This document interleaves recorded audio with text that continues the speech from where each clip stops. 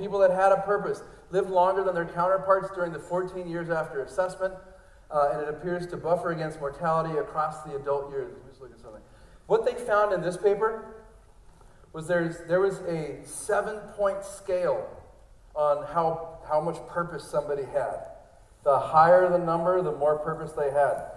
With every point that somebody went up, they had a 12% decreased risk of dying of something. I'll say that again. They evaluated people on the 7-point scale of purpose. The higher the number, the higher the purpose. And they found that the higher the scale somebody was on this purpose scale, for every point they went up, they had a 12% decreased risk chance of dying of something. This one here, purposeful, most of these studies are pretty recent. This is 2016. The title's great, Purposeful Engagement, Healthy Aging, and the Brain. Where do you think we're going with this? Tony, is this a little bit exciting? No? All right. Well, I'm glad that I came excited. I was about to tell you to touch your neighbor and tell them that I need a purpose. Do it. Tell them, I need to find my purpose. Here's what they did. Same thing. You know where this is going. People that had purposeful life engagement, they had a purpose in life. Read this. Extended longevity, reduced risk for various diseases, reduced physiological dysregulation, hormone imbalances, and had less inflammation because of genetic reasons. Now, this study is going to talk about another term that I have to tell you a slightly different story about. So there's two ways of attaining well-being or searching for well-being. One is called hedonic. Did you talk about this last year, Tommy? Hedonic and eudaimonic. Hedonic, if you look up here, hedonic is me-centered. That I am trying to avoid pain, seek pleasure. Where you look at eudaimonic in the green, look at some of the characteristics. Self-acceptance. They have positive social relationships. They feel in control of their surroundings. They're involved in personal growth, environmental mastery, autonomy, and personal expression. So to compare the two of these things, a hedonic individual is, I said, seeking pleasure and avoiding pain. A eudaimonic individual, you guys, is seeking for things for the higher purpose, for the higher good. That makes them happy. You guys follow that? What makes a hedonic person happy is me, whatever makes me happy. A eudaimonic person, what makes them happy? What do you think? Help me out. It's a long day. Someone else's pleasure, someone else's good. Does that make sense? Hedonic people seek fun and enjoyment. There's nothing wrong with that, but it's hedonic. Eudaimonic seeks skills and insights. You guys see the difference between the two? Okay? So this paper then, in a moment, went on to say, I'll show you. I'll just leave it here. There's this thing called the Hedonic Treadmill. And this Hedonic Treadmill, tell me if you can relate. I know that in America, most people there can relate. When you go to school early on, which is public early, you need to get good grades. Why do you get good grades in the U.S.? So you can get into a good college, because if you get into a good college, then what does that secure for you? A good job. And if you have a good job, then what do you make a lot of? Money. And if you make a lot of money, then you're probably going to be sexy to somebody. And then you feel and you're in a relationship, and that makes you happy. And then what? Well, I'm not happy yet. I want to get married, and when we get married, we need a house. And that's not enough, so I'm going to get a car. And then my job's not enough, so then I'm going to get a promotion. And I need more money because I've been spending all of it, and you don't make me happy anymore, so I'm going to have an affair. You guys follow that? Okay, the next thing looks really good, and then you get it, and then it's not enough. Or you lose it. That's not happiness. You guys follow that? Eudaimonic well-being is being happy with what you got. A little bit bald, a little bit wrinkly, a little bit fat, great kids. You could take my car, and I'd be like, well, I hope they enjoy it better than I did. Does that make sense?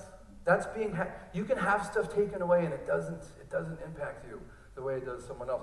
So the study went on. The same one said that this eudaimonic well-being, which is, there's a rating scale for this, is what helped, they thought, increase longevity, increased health, increased the happiness of the years that they had. And notice the same thing. It doesn't matter the income or the age or the gender or the race or how healthy they were, believe it or not, if they smoke or not, what their exercise habits were, or other health habits.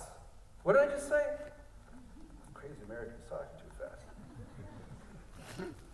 Did you guys follow that? feeling positive about yourself, rating yourself well, being optimistic about things, having a positive perception of aging, and living a life with purpose for other people. Listen, there's a lot of cool studies on diet and exercise and a variety of different supplements. But when I was given this opportunity, and thank you for this, the opportunity to present here, I thought to myself, what is the best thing that I could try to send people away with that will give them the biggest chance for having a happy, healthy, productive life? Does that make sense? And I think that this, for starters, trumps everything else. Because I'll say this, if you have a purpose, do you eat bad food? If you have a purpose, do you think that promotes healthy behaviors?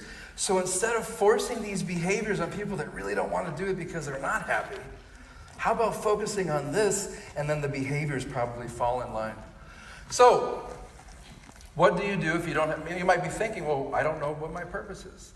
A couple things that I think can be helpful is doing a personal inventory on a scale of 1 to 5. How would you rate this statement? I know and have discovered who I am. Scale of 1 to 5. And just be honest with yourself. You guys want me to be honest with you? Life's too short to be anything but transparent. I didn't figure out who I was until about a year ago. No, really. This is the God's. I'm 75 now. I don't know if you can tell. It's a lot of glutathione. No. Honest to God, life-changing experience. Get dragged through the dirt. You figure out a lot of things. That makes sense. So a year ago, couldn't have answered that question. Or other questions. On a scale of 1 to 5, I can clearly, succinctly, and articulately state my life purpose. Which means in 10 seconds, you turn to the person and you tell them what your purpose is. Can you do that or not? If not, then perhaps you might want to take a look at maybe discovering what your purpose is.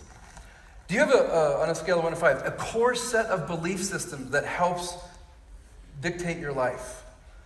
Or other questions are, here's a good one. I find intense enjoyment and fulfillment in what I do every day. Okay? If you answer more on the 5 scale on those things, then you're probably doing pretty well. And listen, I'm being very serious about this. Most people don't, at least in the U.S., have a purpose. And by purpose, I mean, you guys are sleeping. It's 2 a.m. Someone smacks you. It's like, what's your purpose? Most people in America be like, what's wrong with you? My purpose is to get back to sleep. But when I say purpose, it's not something light and fluffy. I mean, it's a purpose where somebody woke you up in the middle of the night, you would have an answer for them. You guys understand what I mean by a purpose? Okay? So a couple ways of going about this. One is, how do you want to be remembered? Now, most people are at this conference, perhaps, because they're trying to avoid this. But you don't understand that the ancient philosophers contemplated death on a daily basis. Because when you contemplate your death, can you only really live? And most people are afraid of death. But how do you want to be remembered? What do you want people to say about you? Does that make sense? This is a way of trying to figure out your purpose. Another way is give. Think of others except for yourself. I was thinking about this beforehand. Depending on one's spiritual proclivities, a lot of people meditate for themselves or pray for themselves. Like, for example, I could have been like, dear God, please let the right words come out of my mouth while I go up there today and not be too nervous. Okay? And it's subtle, but what if, while I was over there, I was like, dear Lord, please help the attendees here today get the information that they need in order to live happier and healthier and more successful lives. You guys see the difference? How much work was that? And in meditation, we talk about going inwards, and insight's really good. But how about instead of going inwards, maybe going outwards and not meditating on yourself and not praying for yourself? How about being charitable, giving? And when people hear that, they think of money. But maybe you don't have to give money. Maybe you can give time. And don't wait until you're retired, until you have more time. Maybe there's something you can do today. How about random acts of kindness? These are all other-centered activities. I'll give you an example of charity. I told you I have 5 kids under the age of 9. I'll be out with the store, and I swear to you, the number of times in my life I've heard, wow, it looks like you have your hands full. But what do they do after that? This is depressing. Well, it looks like you have your hands. I've got my screaming kid. They're snotting on my shoulder. They're fighting over in the clothes section. Looks like you have your hands full. What do you think would be next? What can I help you with? But what do they always do? Looks like you have your hands full. Really? Then don't even say that, man. That's charity. Charity is, hey, it looks like you're having a hard time with it. What can I do to help? You guys understand that? So by thinking of others, that can help lead to a more eudaimonic, purpose-driven life. So what have we learned about? Give me a couple takeaways if you guys don't mind. What stood out for you? Just take 30 seconds. Anything. Thank you from the back, optimism. And did you hear how optimistic he was when he said that? No, optimism. What else? Anything stand out? And it doesn't have to. That's fine. We just met. Power of the mind. Power of the mind. Thank you. Purpose. Purpose. I love purpose. Yes. And there's more studies on this. I tried to keep this short. Anything else stand out for you guys? Joy. I like that one. Good. Good, good. I hope you guys got something out about this in the power of the mind. I'm going to finish with a quick story. There was a patient that got a call from the doctor, and the doctor said, listen, you got to come down to the office when you get a chance. So the patient did. He sat down in front of the doctor, and the doctor said, well, I have some bad news and some really bad news. Which one do you want first? And the patient's like, well, neither sound good, but I guess give me the bad news. And the doctor said, well, the bad news is we got your test results, and it shows that you only have 24 hours to live. The patient was like, well, wait a minute. That's pretty bad. What's the really bad news? And the doctor said, the really bad news is we got your results yesterday. And the reality is that we may live to be 100, but the truth is, and I think you guys know this, we also might die tomorrow. Statistically, if you've made it this far, we're probably still going to be here tomorrow. But one day, our next moment is going to be our last, and none of us know when that's going to be. So in terms of finding your purpose, in terms of, and Ben talked about this too, if you guys love someone, why wait till the last minute?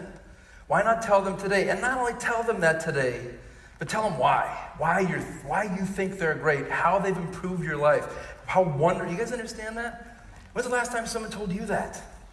Okay, it means a lot. And I believe that in being charitable, in doing random acts of kindness, and living a eudaimonic life with optimism and healthy perception of yourself and your health and of aging, that you'll live longer, but if you tell other people how you feel about them, you'll be helping them live longer as well. Okay? Thank you.